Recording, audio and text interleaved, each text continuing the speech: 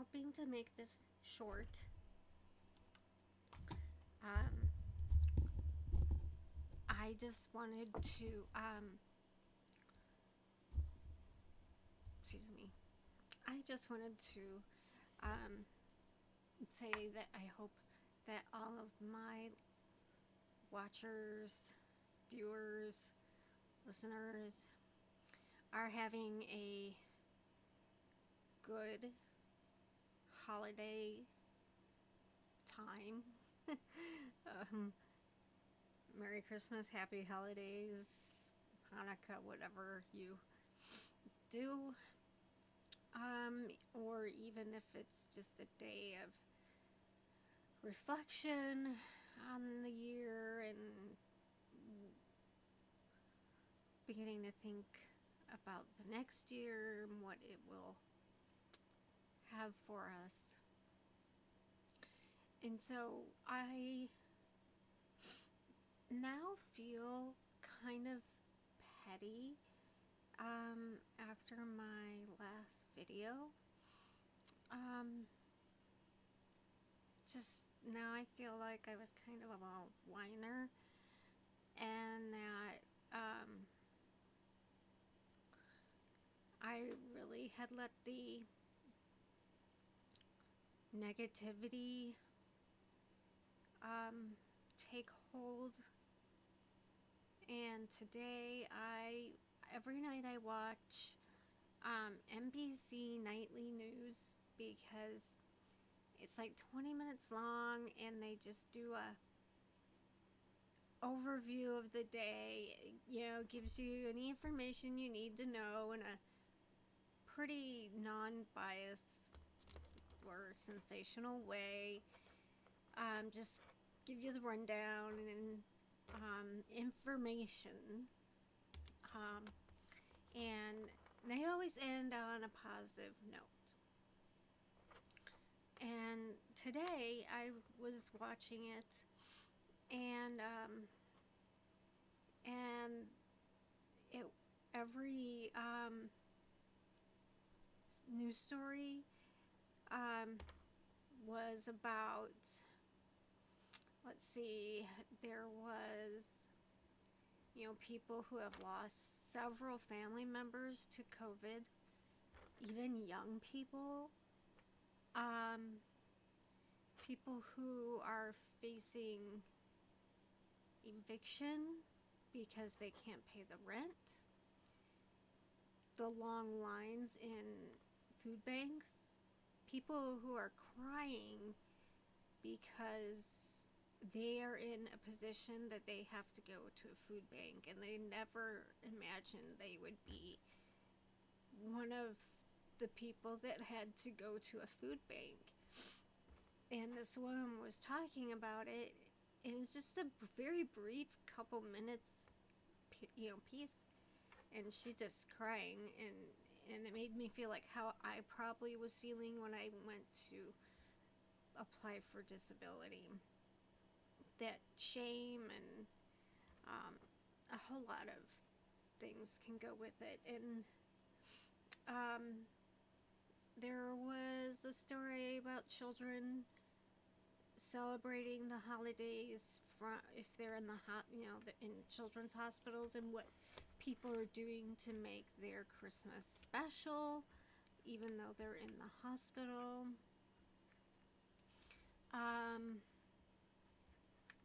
Somebody's house like blew up, gas or something. The house blew up, and everybody, they were injured, but people dug them out and saved them. And obviously they don't have a house now. It was like I think it was 3 generations living there, which is not unusual these days. A 3-year-old, and so and everybody lived, but now they don't have a house. And so I felt a little ashamed that I have been, if not on video, outside in my real life, um, over a period of time, whining about, even internally, I don't, you guys are really the only people I whine to, but, like, having to watch my money and not be able to spend as freely as I used to. I just used to want something and just get it. I didn't have to think about it. I didn't have to plan it.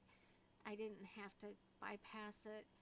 Um, but since I'm not working at the shelter and I am much healthier not working since I stopped working, and so it really was the best thing for me, but I do miss that freedom, monetary freedom, but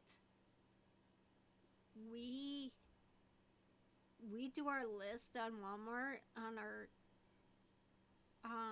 tablet, and my mom's tablet, and then we go to Walmart and sit in our car and somebody packs it all into the trunk and we drive off. And we don't have that uncertainty. We don't have any little kids living with us to eat. I mean, we have good food. Um, it's not something we're concerned about. We do, or at least I do, shop around a lot more. I'll, if really the thing at the dollar store is going to do just as well as the thing at the hardware store, then so I do more of that. But, especially in this town, people aren't doing very well. We have a really large section that is just horrible slums, slumlord landlords. They just have these horrible homes that people rent. And I know that when I worked at the shelter, we would see certain addresses and kind of moan to ourselves because we knew it was one of the two slum type landlords, one of their houses, and we didn't want to rent to them because, I mean, not rent, but let them adopt, because those houses and those people that needed to pay low rent and get into an apartment easily are usually not people that are staying in one place and have the money to spend to take care of the animal. But anyway, I had to think while I'm watching this, these people are, like they used this guy, he used to make $15.50 an hour, and he was furloughed, and they are truly facing eviction. And I live in a house, two-story house. It's an old house. It's not perfect. We did an enormous amount of work on it. It really just needed a facelift kind of thing. It has, when we got it, it had a new roof, new AC, new windows, the important things.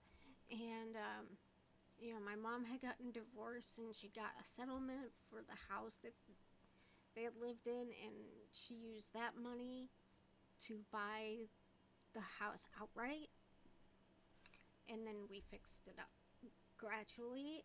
This is the last room. that uh, has not been done. And we we fixed a lot of stuff on our own, plumbing and that. But basically, I think we just pay. I do pay my mom like rent and to help pay for utilities every month. Um, that's all we homeowners insurance, taxes, and utilities. Um, my like I should be not whiny about. I get whiny about this room because I want it finished. Um, and that is something that's gonna have to. I'm gonna have to save up for. I mean, all I need is cheap flooring, and we put laminate on all our floors because we have dogs. So, and no, they're not pooping and peeing on a regular basis in the house, but they come in from the outside and they're muddy and things like that. So I I'm like I whine about stuff and like and I should be super duper grateful that I don't have to worry about rent. Um, I my car is in good condition. It just got new tires last year, and it's a 2015. But I bought it new. I got it a one that was year before, and it is paid for, so I don't have a car payment. And I have reliable transportation. Um, there were some other things like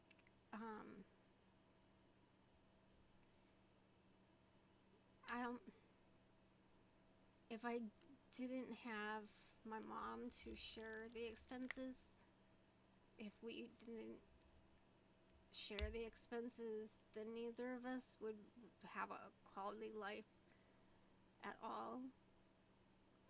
Because she has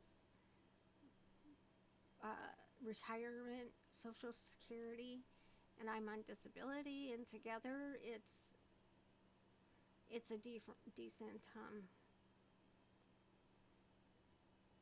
amount, but separately it would be impossible. Before I moved into this house, I lived in an apartment that was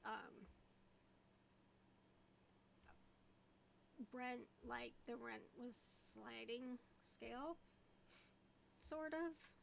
So it was really low rent, um, and it was in like an apartment complex community for people that were disabled.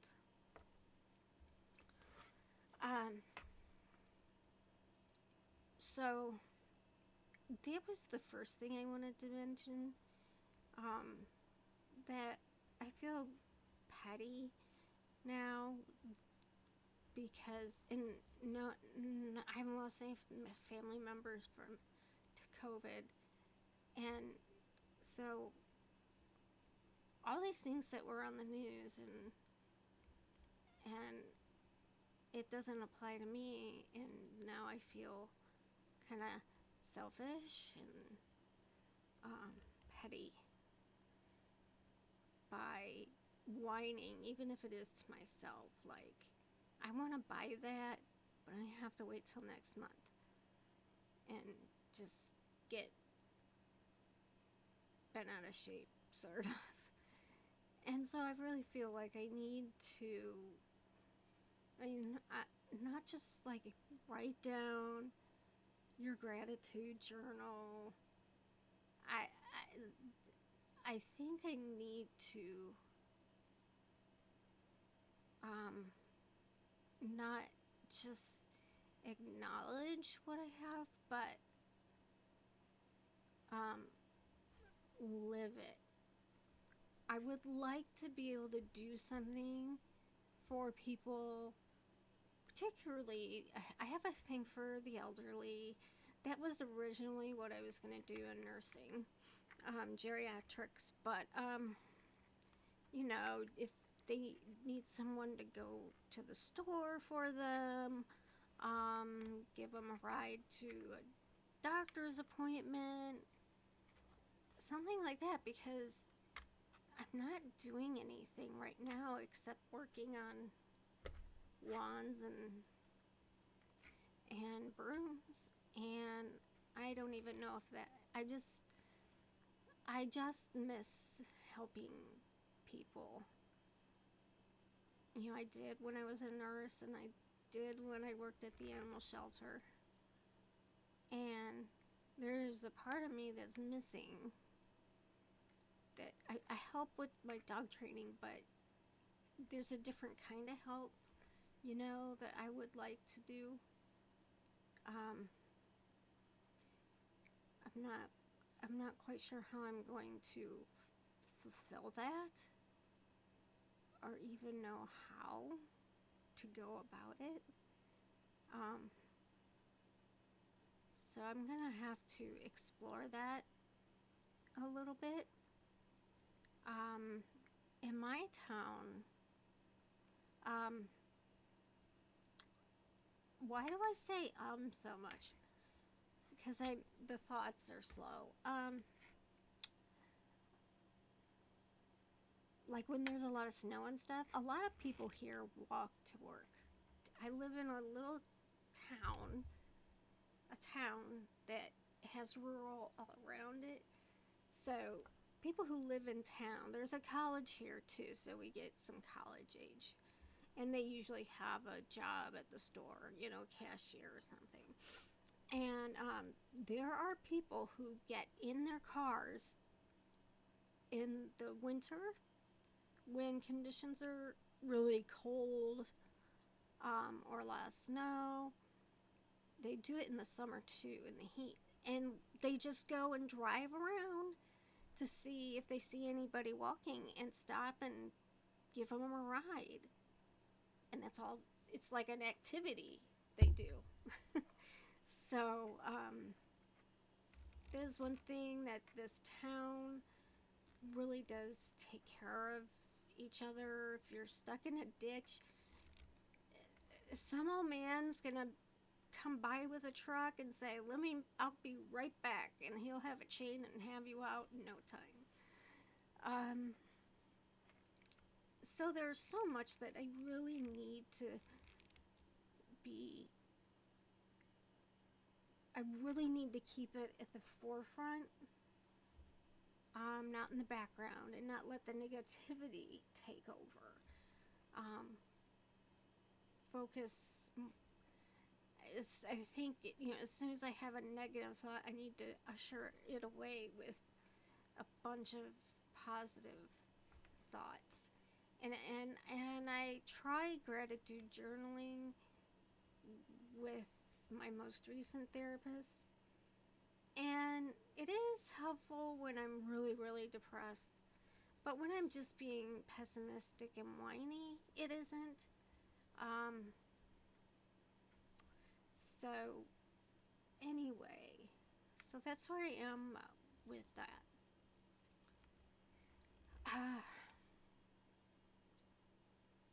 The other thing I wanted to mention, by the way, it's like 1:30 in the morning, so I look kind of sleepy. I hate Christmas. I hate Christmas. I've always hated Christmas. I liked getting toys when I was a kid, until a certain point. But for someone with social anxiety, even with relatives I saw on a regular basis, I would have to be thrust into this situation where I had all these relatives, some I had never seen or can't remember, and there's just all these people all squished together talking, and it was just so overwhelming for me. And my everybody, when I lived in Michigan, that's where I grew up. We lived near Detroit. Everybody worked for an auto assembly plant. And it was like every other year they would go on strike. But in the 70s, 80s recession, everybody was on unemployment, which it wasn't enough. And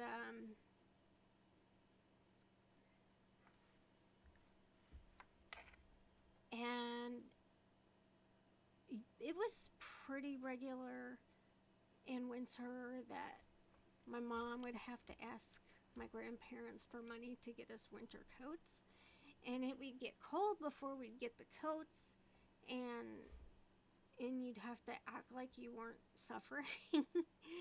And oh, I forgot my coat at home, kind of thing. And luckily my friends were also outcast, and they half of them didn't have coats either. And I remember specifically on the playground one day, I don't know how they were sending us out to recess, but it was freezing. And one of us had a pair of gloves. And so we stood in a circle facing each other and took turns wearing the gloves. I mean, everybody's family was poor and in a bad place, so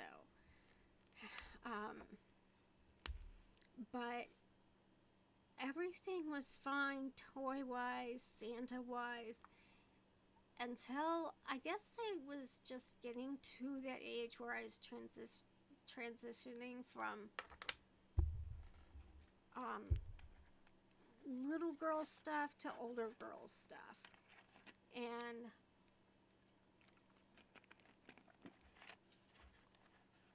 we weren't able to get Christmas presents, and so we had some that were donated, and some of them were age inappropriate, and most of them were super cheap, non-name brand type toys. And my dad didn't show a lot of emotion ever, and I remember my brother he was younger than me, and he just flat out said, "These toys suck." And I was like, why do I have a baby doll? I am way too old for this. And my dad got furious, and at the time I didn't understand why. And later, as an adult, it was because he was ashamed and embarrassed that he couldn't provide. So I have that event, that Christmas, stuck with me forever. And so I've always, since that point, I just don't enjoy Christmas at all. And when I was a teenager, at least once, probably more, it was explained to us that we would not be getting Christmas presents that year. They always promised us a Christmas in June, and it never happened. It wasn't until 83 that my entire family worked for Ford Motor Company, and I'm talking aunts and uncles, dad, and we were all transferred to the same plant in Missouri at the same time. The men folk went out there first and lived in a house together. while they saved money to get houses for their family. Um, and so we went there. I had hair down to my waist, and it was August, and the U-Haul didn't have air conditioning, and it just got hotter and hotter as we got to Missouri. And I chopped my hair off not soon after that. But he rented a house, and we went running in, and it was like where we had been living. The carpet was threadbare. The bedrooms had the weird, like at school you have tile that are perfect squares and they have a stupid design and you have to wax them to make them shiny. We had that. Our house was built for poor people to have housing. And so apparently they just used whatever scraps were left to make the house. And so the black tile like that were in the bedrooms. There was carpet in the living room and hallway, but it was threadbare at that point. My oldest brother had a temper problem, and so his door kind of was hanging off a hinge, and I had a dresser that half the knobs were missing. I mean, it was not, we didn't have much. And we got to this house. It had air conditioning and a finished basement and carpet throughout. Not just the living room, but a family room as well. And I remember this may have been before this, but before we went out there, because they would send us money while they were working. When we got Atari, we were like way behind everyone else. But I completely associate Christmas with poverty, disappointment, anger, and it's weird because I call both of my dads, my biological dad and my dad that raised me, at different times in the year, but for some reason, when it's the Christmas phone call, I feel very tense and uncomfortable. And I'm not really sure why. So, I just sort of endure it until it's over. But ours is going to be very quiet. We aren't going anywhere. We aren't seeing any family. Probably just, well, we already got It's a Wonderful Life out of the way. Which is actually, as I was watching it, realizing how important this movie is. If anyone is having any inklings or thoughts of suicide, watch that movie and apply it to yourself, and you just might learn something. So I think tomorrow, which will be Christmas, that's today already. I'm just gonna, I can't closet myself upstairs in my rooms. I have to, out of courtesy, spend my day downstairs with my mom and the dogs, and I think I'll probably just end up watching TV all day. And maybe see if there's any things that crafty project wise that I can work on down there, because I need to be I need to pretend appreciation and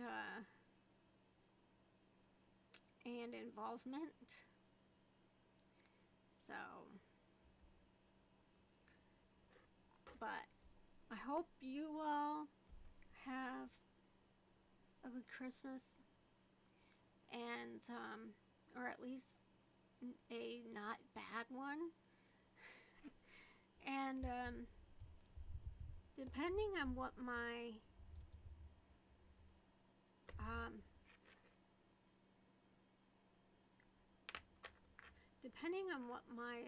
Wi-Fi is doing, I may try to do a live tomorrow, because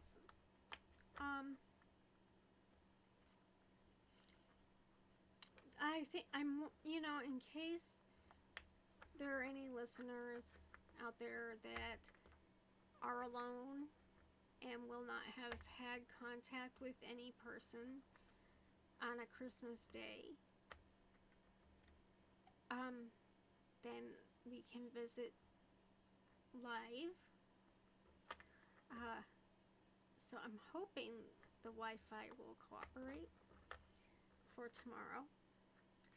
Until then, this will probably end up posted after I go live. So, and I also was thinking, I know there's only a handful of you that listen to the live, but I might be including my Twitter, which I really don't use. But giving you my Twitter, and if you want, you can look and check, and I'll announce if I'm going to be doing a live, and if I know what time that day. If I don't know, I've just heard some other YouTubers doing it, so I thought it might be convenient. And I am going to go and play The Walking Dead game a little bit longer on the Nintendo Switch when I play on the little console itself and not the TV. I have to wear reading glasses from the store to make it all bigger because my bifocals aren't strong enough. And the stupid thing's only that big. They need to make one that's like this big. Alright. I will be talking to you tomorrow, hopefully.